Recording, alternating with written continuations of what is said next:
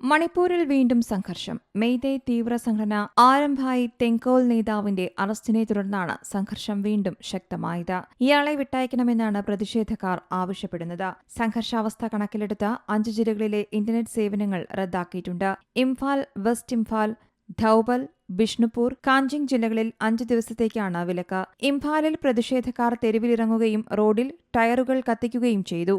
Imphal east, west, Thoubal, കാക്ചിങ്, Bishnupur എന്നിവിടങ്ങളിലെ സംഘർഷഭരിതമായ നില കണക്കിലെടുത്താണ് നടപടി സ്വീകരിച്ചതെന്ന് ആഭ്യന്തര സെക്രട്ടറി എൻ അശോക് കുമാർ പുറപ്പെടുവിച്ച ഉത്തരവിൽ പറയുന്നു. വിദ്വേഷ സന്ദേശങ്ങളും വീഡിയോകളും പ്രചരിപ്പിച്ച് സോഷ്യൽ മീഡിയ ദുരുപയോഗം ചെയ്യപ്പെടാമെന്നും ഇത് സ്ഥിതി കൂടുതൽ വഷളാക്കുമെന്നും അധികൃതർ ആശങ്കപ്പെടുന്നുണ്ട്. സ്ഥിതിഗതികൾ നിയന്ത്രണ വിധേയമാക്കാൻ കൂടുതൽ സുരക്ഷാ സേനയെ വിന്യസിച്ചിട്ടുണ്ട്. അതേസമയം ബിഷ്ണുപൂരിൽ പൂർണ്ണ കർഫ്യൂവും ഏർപ്പെടുത്തിയിട്ടുണ്ട്. 2023 മെയ് മുതൽ സംസ്ഥാനത്ത് നടക്കുന്ന കുക്കി മെയ്തൈ സംഘർഷങ്ങളിൽ 100-ലേറെ ജീവനുകളാണ് നഷ്ടമായത്. നിരവധി പേർക്ക് പരിക്കേൽക്കുകയും ചെയ്തിരുന്നു. പലരും ഇപ്പോഴും കാണാമറയത്താണ്. സംഘർഷം നിയന്ത്രിക്കുന്നതിൽ സംസ്ഥാന കേന്ദ്ര സർക്കാരുകൾ പൂർണ്ണമായും പരാജയപ്പെട്ടിരുന്നു. മെയ്തൈ വിഭാഗത്തിന് പട്ടികജാതി പട്ടികവർഗ പദവി നൽകുന്നത് പഠിക്കാൻ സമിതിയെ നിയോഗിക്കണമെന്ന മണിപ്പൂർ ഹൈക്കോടതി ഉത്തരവാണ് സംഘർഷത്തിനിടയാക്കിയത്. News desk Zee Malayalam news.